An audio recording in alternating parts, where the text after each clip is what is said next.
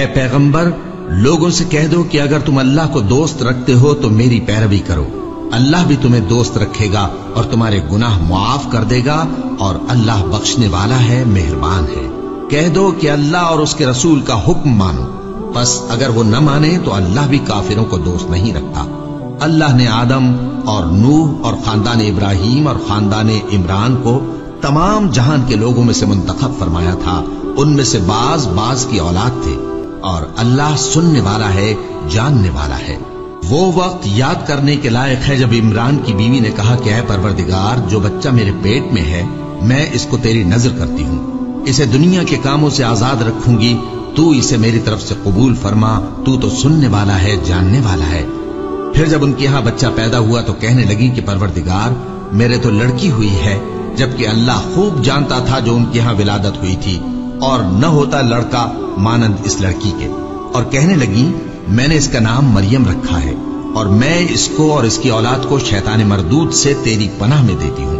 تو اس کے پروردگار نے اس کو پسندیدگی کے ساتھ قبول فرمایا اور اسے اچھی طرح پرورش کیا، اور زکریا کو اس کا کفیل بنایا۔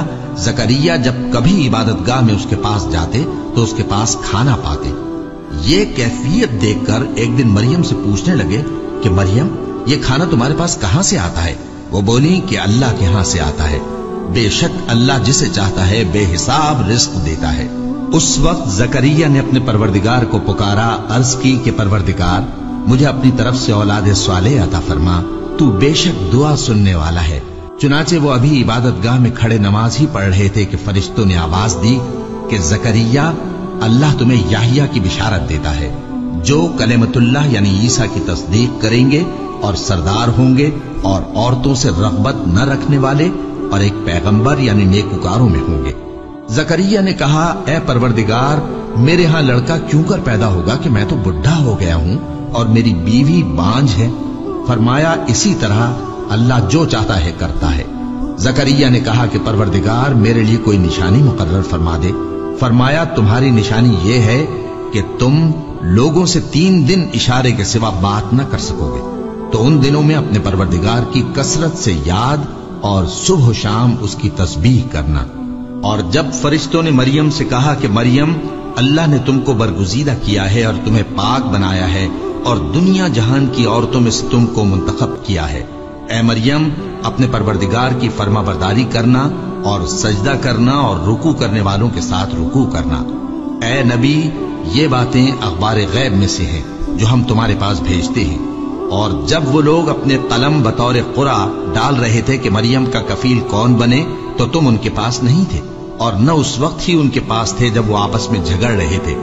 وہ وقت بھی یاد کرنے کے لائق ہے جب فرشتوں نے مریم سے کہا کہ مریم اللہ تم کو اپنی طرف سے ایک کلمے کی بشارت دیتا ہے جس کا نام مسیح اور مشہور عیسیٰ ابن مریم ہوگا، اور جو دنیا اور آخرت میں آبرو مند اور مقربین میں سے ہوگا، اور ماں کی گود میں اور بڑی عمر کا ہو کر دونوں حالتوں میں لوگوں سے یکساں گفتگو کرے گا اور نیکوکاروں میں ہوگا۔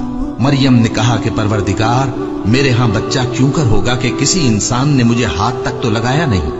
فرمایا کہ اللہ اسی طرح جو چاہتا ہے پیدا کرتا ہے، جب وہ کوئی کام کرنا چاہتا ہے تو ارشاد فرما دیتا ہے کہ ہو جا تو وہ ہو جاتا ہے، اور وہ اسے کتاب و حکمت اور تورات اور انجیل کا علم عطا کرے گا، اور عیسیٰ بنی اسرائیل کی طرف پیغمبر ہو کر جائیں گے اور کہیں گے کہ میں تمہارے پاس تمہارے پروردگار کی طرف سے نشانی لے کر آیا ہوں، وہ یہ کہ تمہارے سامنے مٹی سے پرندے کی صورت بناتا ہوں، پھر اس میں پھونک مارتا ہوں تو وہ اللہ کے حکم سے سچ مچ پرندہ ہو جاتا ہے، اور پیدائشی اندھے اور ابرص کو تندرست کر دیتا ہوں، اور اللہ کے حکم سے مردوں کو زندہ کر دیتا ہوں، اور جو کچھ تم کھا کر آتے ہو اور جو اپنے گھروں میں جمع کر رکھتے ہو سب تم کو بتا دیتا ہوں۔ اگر تم صاحب ایمان ہو تو ان باتوں میں تمہارے لیے نشانی ہے، اور مجھ سے پہلے جو تورات نازل ہوئی تھی اس کی تصدیق بھی کرتا ہوں، اور میں اس لیے بھی آیا ہوں کہ بعض چیزیں جو تم پر حرام تھیں ان کو تمہارے لیے حلال کر دوں، اور میں تو تمہارے پروردگار کی طرف سے نشانی لے کر آیا ہوں، تو اللہ سے ڈرو اور میرا کہا مانو۔ کچھ شک نہیں کہ اللہ ہی میرا اور تمہارا پروردگار ہے، تو اسی کی عبادت کرو، یہی سیدھا رستہ ہے۔ پھر جب عیسیٰ نے ان کی طرف سے انکار و نافرمانی ہی دیکھی تو کہنے لگے کہ کوئی ہے جو اللہ کا طرفدار اور میرا مددگار ہو؟ हवारी बोले कि हम अल्लाह के तरफदार और आपके मददगार हैं। हम अल्लाह पर ईमान लाए और आप गवाह रहे कि हम फर्माबरदार हैं। ऐ परवरदिगार, जो किताब तूने नाजिल फरमाई है हम उस पर ईमान ले आए और तेरे पैगंबर के मुत्तबे हो चुके।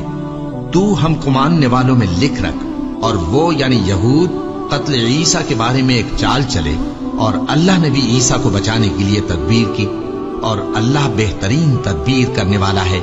उस वक्त अल्लाह ने फरमाया कि ईसा, मैं तुम्हारी दुनिया में रहने की मुद्दत पूरी करके तुमको अपनी तरफ उठा लूंगा और तुम्हें काफिरों की सोहबत से पाक कर दूंगा और जो लोग तुम्हारी पैरवी करेंगे उनको काफिरों पर क़यामत तक फायक व गालिब रखूंगा। फिर तुम सब मेरे पास लौट कर आओगे तो जिन बातों में तुम इख्तिलाफ करते रहे उस दिन तुम में उनका फैसला कर दूंगा। अब जो काफिर हुए उनको दुनिया और आखिरत दोनों में सख्त अजाब दूंगा और उनका कोई मददगार न होगा। और जो लोग ईमान लाए और अमल नेक करते रहे उनको अल्लाह पूरा पूरा सिला देगा और अल्लाह जालिमों को दोस्त नहीं रखता। ए नबी, ये हम तुमको अल्लाह की आयतें और हिकमत भरी नसीहतें पढ़ पढ़ कर सुनाते हैं। ईसा का हाल अल्लाह के नजदीक आदम का सा है कि उसने पहले मिट्टी से उनको बनाया, फिर फरमाया कि बाशऊर इंसान हो जा, तो वो वैसे ही हो गए। ये बात तुम्हारे परवरदिगार की तरफ से हक है तो तुम हरगिज शक करने वालों में न होना। फिर अगर ये लोग ईसा के बारे में तुमसे झगड़ा करें उसके बाद कि तुमको हकीकत मालूम हो ही चुकी है, तो उनसे कहना कि आओ हम अपने बेटों और बेटियों को बुलाएं, तुम अपने बेटों और बेटियों को बुलाओ और हम खुद भी आए और तुम खुद भी आओ।